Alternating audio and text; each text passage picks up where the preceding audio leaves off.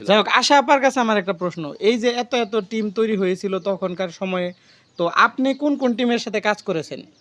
আমি টাঙ্গাইলে খালি ভাদাইমারি আর হইলো যে আয়েব ভাইয়ের কথা যে বললো, আমি আয়েব ভাইয়েরই কাজ করছি। আর আশাকে কারো আমরা কাজ যখন করিনি। পাইলাম তখন ওই আশার একটা মিষ্টি হাসি ছিল, এখনো যদি ওই হাসিটা আছে দেখো খেয়াল করে। হ্যাঁ আছে। তোর হাসিটা খুবই মজা।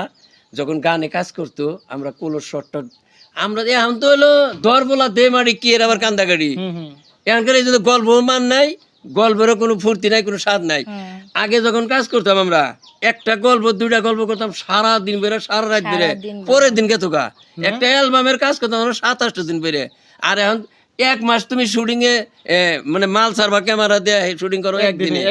একদিনে তাহলে আগে আমরা 4-5 দিন পরে গল্প মিলাইতাম, মিটিং করে কৌতুক বানাইতাম। আর এখন এই যে নাই ধরছে নাই কাঠ পারাবো পাইকারাবো বেচবো ইনে খারাই থেকে গল্প গল্প হয়ে গেল গা।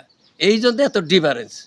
যার দর্শক বন্ধুরা, আপনারা টাঙ্গাইলের এই বিখ্যাত ভাদাইমা টিমের যে সাক্ষাৎকারটি আজকে দেখতেছেন, আপনারা অনেকেই অনেক তথ্য অনেক আগে থেকে পেয়েছেন। আমি এর আগেও কিন্তু আপনাদের অনেকগুলা সাক্ষাৎকার মানে উপহার দিয়েছি, সেখানেও কিন্তু জনপ্রিয় এবং পরিচিত ফেজ অনেকেই ছিল। তো আজকে একসাথে আমরা তিনজনকে পেয়ে খুবই খুশি। এই পাশে আমার আছে মোতালেব মল্লিক দাদা, সেও কিন্তু খুব পুরাতন অভিনেতা, সেই ভাদাইমা ক্যাসেটের। তো আজকে দাদার দুইটা কথা শুনবো। দাদা আসসালামু আলাইকুম। ওয়ালাইকুম আসসালাম রাহমাতুল্লাহ। কেমন আছেন আপনি? আলহামদুলিল্লাহ ভালো আছেন? আল্লাহ ভালো রাখছে। আপনি কেমন আছেন? জি আমি ভালো আছি। এই যে আপনি তো দীর্ঘদিন ধরে ভাদাইমা ক্যাসেটে অভিনয় করেছিলেন, তো শুরুটা কার সাথে কিভাবে হয়েছিল যদি একটু শর্টকাটে বলতেন?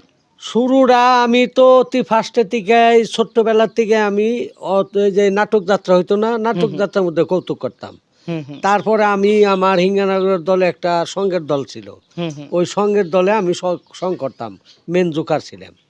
ওই মেন জোকার সঙ্গের দলে ওই জায়গায় জায়গায় এমনি বড় বাসা লেগোর সাথে যখনই রবিগোর সাথে কন্টেস্ট পড়তো কম্পিটিশন, তখন রবিরা আসানটা আবার আমারে নিত, নিয়ে ওই স্টেজ প্রোগ্রামে ওই বড় বাসা লেগো ওড়াইতেন।